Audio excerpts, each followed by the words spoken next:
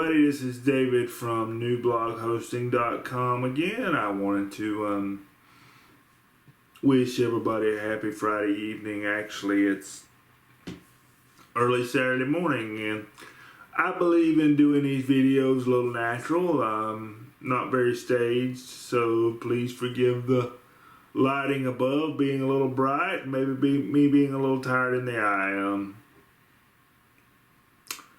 Just want to make these, these are real. I don't stage what we do. What I wanted to talk to you about tonight was, I get asked a lot, David, what type of hosting do I need for my website? What type of hosting do I need for my blog? There's all these buzzwords out there. There's shared hosting. There's VPS hosting. Some call it cloud. That's a whole other discussion. Then there's dedicated servers, and the number one thing I see coming in through the sales queue is, what do I need? And I'm going to try to address some of that and see if I can help you a little bit in this video. First, let's go back over the three types of hosting, or the three types of hosting in my eyes. Then we'll kind of take cloud and throw cloud out there by itself, and I'll give you a little bit of a different explanation with that. There is shared hosting. That is, picture everybody lives in one house. Everybody has a room. Sometimes you go see your brother's room, sometimes you don't. And that's kind of the way shared hosting is. Everybody's on one server or multiple servers. Everybody has a room. Now, what a good host does is put a wall up between those rooms where you or your neighbor can't necessarily interfere in a negative way with your blog, and vice versa. You can't interfere in a negative way with their blog. The common term for that is called a cage, and it's just like what it sounds like. If you are in a cage, you can't reach over and bother your neighbor can't reach over and bother you. That's the common shared hosting way. Now, a lot of shared hosts just throw everybody on one server and say best of luck. That's not the way we do it. We keep a very low client to server ratio, which I really don't want to give out here because I don't want to give out any of our trade secrets, but we keep a low client to server ratio, and we run that cage style setup that keeps you from bleeding into your neighbor and your neighbor bleeding into you. Shared hosting is also your most inexpensive because everybody shares the hardware. Everybody pays, their share to use the hardware. Now, the negative side of shared hosting, if you have one site get a ton of traffic, just a ton of traffic, if the larger server can't handle it, it may slow things down for you. It may slow things down for everybody. Or if the host is running the cage type system and has the ability, they can keep one person from overtaking the rest of the server, but it may impact that person that's having the traffic spike. Now, we've got a system here that helps us keep everybody balanced. That's how we keep folks happy. We put clients on solid state drives. We use a lot of RAM in our servers. We use a high core count on our processors. We use multiple processors in a lot of cases. That allows us to keep the loads down on the servers. And again, we keep that low client count to keep that from happening. But shared hosting is the cheapest way, the most effective way that most people host. Now, let's take a breath and talk about the second level of hosting. The second level of hosting is VPS hosting, and what that is virtual private server. Now, let me see if I can explain that. You take your house, and say you've got a teenager, and you've got a room over your garage. I know some places do. You have a room over your garage. Maybe there's a kitchen, a bathroom, a bedroom, and a little living room in that room over the garage. Well, your house would be the parent because that's everything.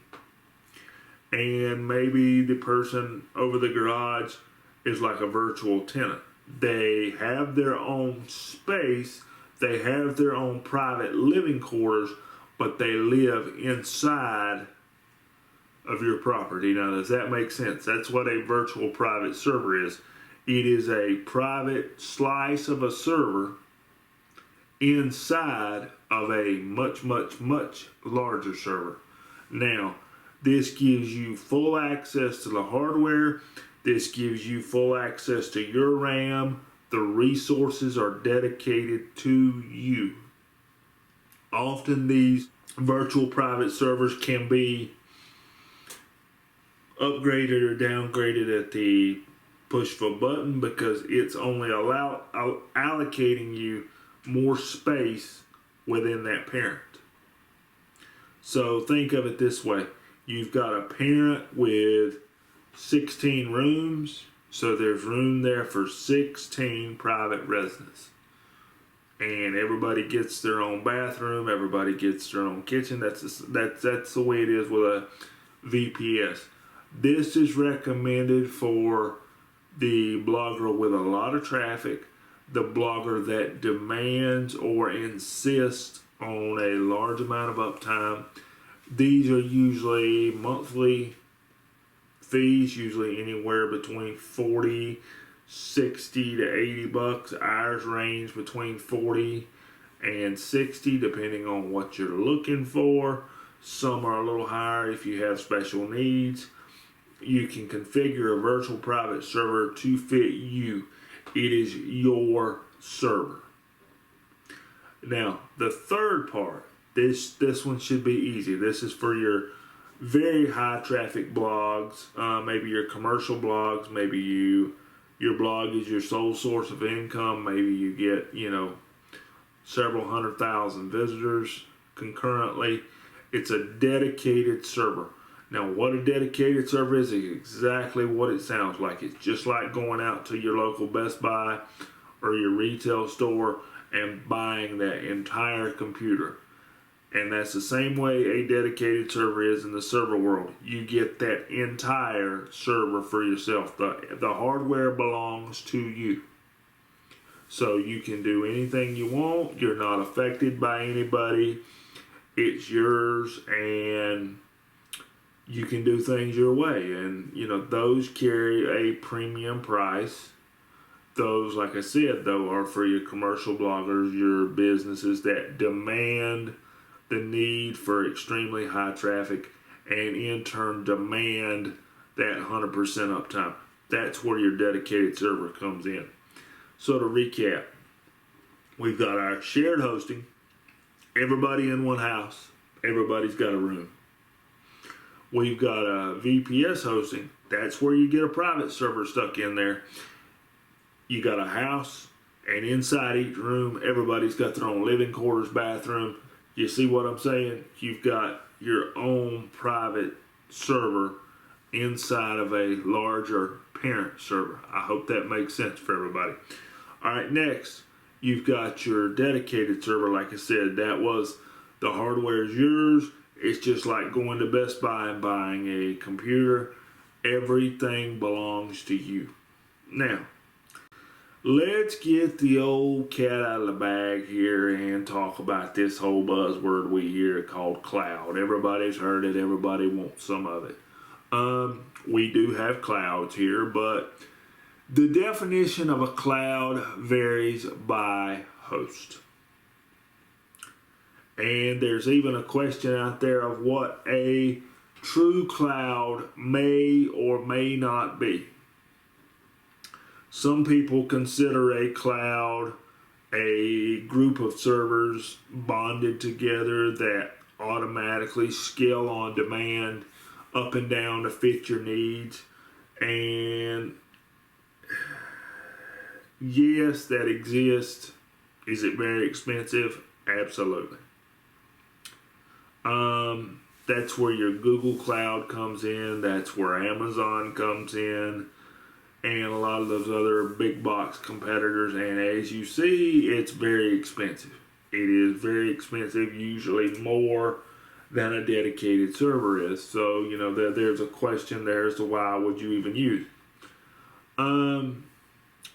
You see a lot of sports teams use it that demand that uptime. You see the MLB use it, the NFL, places like that require that major uptime use some sort of automatically expanding and contracting cloud type service. But then again, they've got the budget to pay for it, right?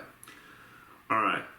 The second type of cloud you hear is a mimic of what we call a VPS, meaning that you've got a miniature server inside of much larger servers, and you can scale your miniature server inside of that much larger server as you choose. And like I said, that will what's the word I'm looking for? Vary from provider to provider. Now, we offer both types of clouds here. We've got access to both. We can get you what you need. But that does give you some idea as to what a cloud is, where a cloud stands in the hosting industry. Cloud is not fully flourished out yet as to what it's going to be for consumers. So I tell people stick with the shared hosting, the VPS hosting, and the dedicated hosting again. And in pricing, that shared hosting is cheapest. VPSs are a little more, usually monthly, and certainly dedicateds are monthly as well. If you have questions, I know that was a lot in that video, drop it down there in those comments. And if you would, leave us a like, subscribe, check us out at newbloghosting.com. And I tell you what, if you'll use that code SOCIAL20 when you order, we'll give you 20% off of any order. Hope you folks enjoyed this video. If you have questions, drop me a note. Thanks. Take care. Bye-bye.